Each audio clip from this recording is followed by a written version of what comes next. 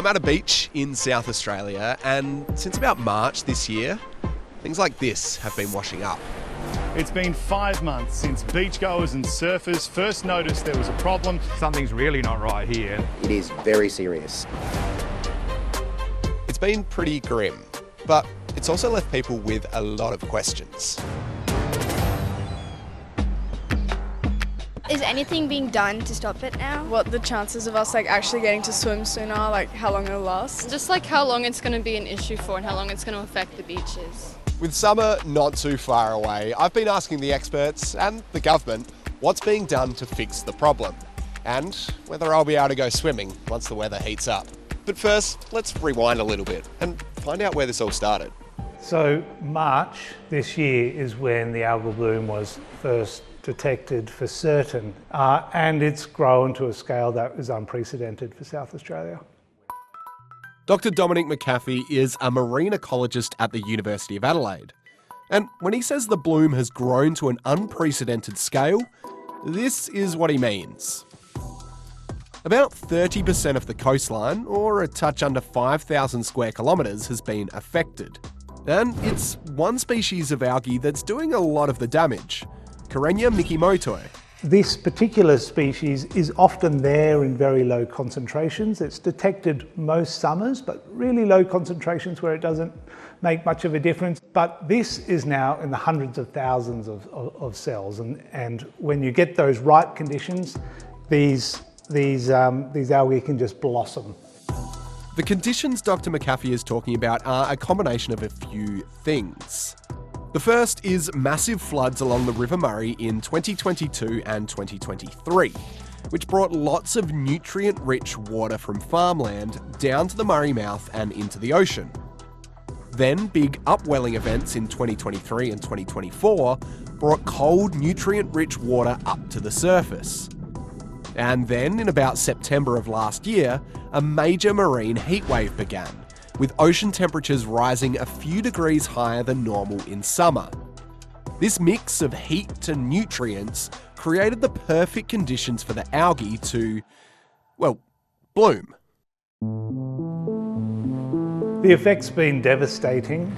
To date, we're aware of at least 470 different species that have been killed in relation to the algal bloom, but the reality is that it's probably a much larger number. The dead marine life we see is typically washed up on the shoreline, but there's a whole range of organisms stuck to the sea floor that aren't going to wash ashore. What we're seeing on the beach is sadly the tip of the iceberg. For humans, this algae is just an irritant, so it can cause sore eyes, a bit of a cough, itchy skin, but it's not life-threatening. For fish though, it can block and corrode their gills, essentially suffocating them, which is what we've seen. And it doesn't stop there. A lot of the mortalities may be indirect, so there was a dolphin that washed up not that long ago. It was determined that it had died of starvation. So the loss of its food source, which was probably impacted by the bloom, is now cascading down and flowing to higher trophic levels like your dolphins. Scientists aren't exactly sure when this bloom will end. Dr. McAfee said it could be a few weeks or months or another year. So what's being done to fix it? We are dealing with it, both immediate concerns, we're here, we've made immediate announcements, we've provided everything we've been asked to provide has been done, and we're also looking at longer term issues. There's nothing we can do to treat it per se, but what we can do is show support to those communities that are affected. Both the federal and state governments have provided millions of dollars worth of funding to help the bloom. That'll be used to help out businesses that have lost customers and improve both algae monitoring and marine heatwave monitoring in the future. One thing the PM didn't do, though, was call this a natural disaster. If this was a huge bushfire or a cyclone, this type of declaration unlocks funding and support and a matter of prioritisation. It's a process, but it also sends a message to the community impacted that you care, that you understand how serious this is. Sarah Hanson-Young is a South Australian senator, and she's also spokesperson on the environment for the Greens. As part of the government's response to the algal bloom, she's leading a Senate inquiry. It's almost like a court case, is one of the better kind of ways to describe it. We have a number of senators, there's 7 of us. We sit at one end of the table and we question witnesses and experts about what they've seen as witnesses, what they've seen, what they know, what their advice is, and we interrogate that information. So this inquiry has been set up into the algal bloom to find out the level of response. Has it been adequate? What impact it's had on the community, what impact it's had on the environment, and what can be done about it in the short, medium and long term. The findings of that inquiry are set to come out in October.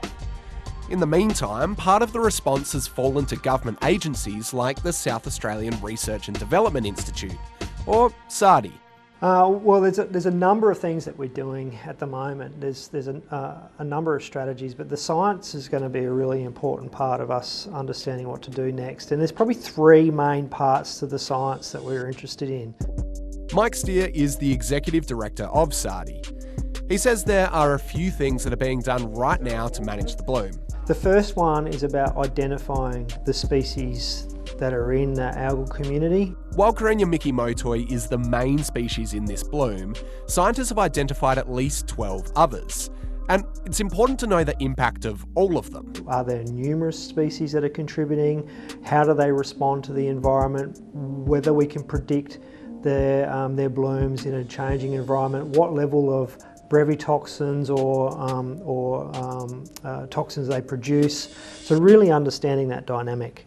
The next is to improve real-time monitoring of the bloom, to see where it is, where it's going, and what will be affected. Yeah, and a good example of that would be our iconic cuttlefish population in northern Spencer Gulf. We know that that's an internationally regarded natural phenomenon that South Australians are really proud of. And we can see that along that gulf on the western side that the bloom, or at least the chlorophyll A that we can view from the satellite imagery, is suggesting that it's slowly working its way up towards that area. So we're monitoring that closely and then that'll give us, I guess, a bit of time to work out, well, how do we go about protecting that? And finally, SARDI, along with the help of everyday people like you and me, are trying to understand the full impact of what's been going on. South Australians who are walking along the coastal environment were reporting large amounts of dead fish that wash up. So for a start, we can get an idea of what species have been particularly vulnerable. Scientists like Dr. McAfee say there isn't much that can be done right now to break up the bloom on a large scale.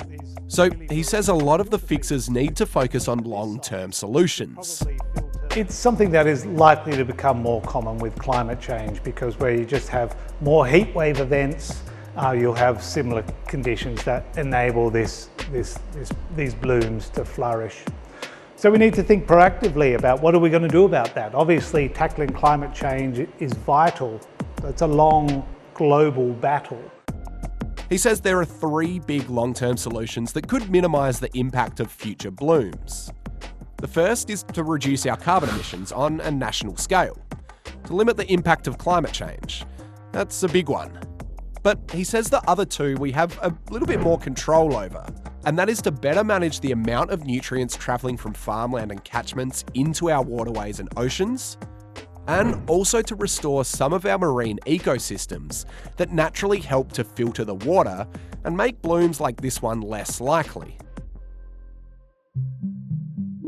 It's probably been a bit of a time bomb waiting to happen with these nutrient inputs over many years, and without the systems in place, the natural systems to process those nutrients.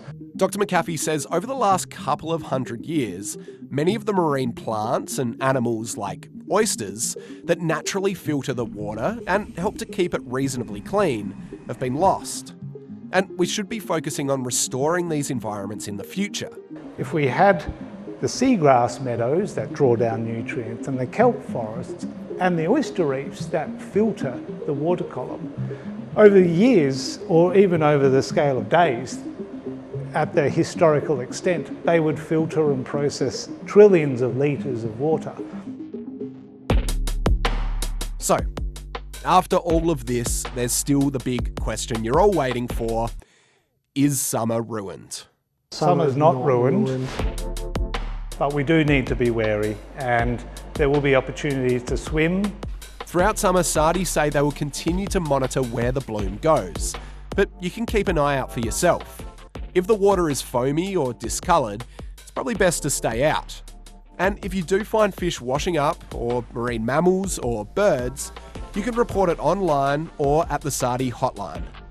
We've seen foamy and discoloured water in the past through river runoff or whatever, and the advice has always been, well, just don't go swimming in it.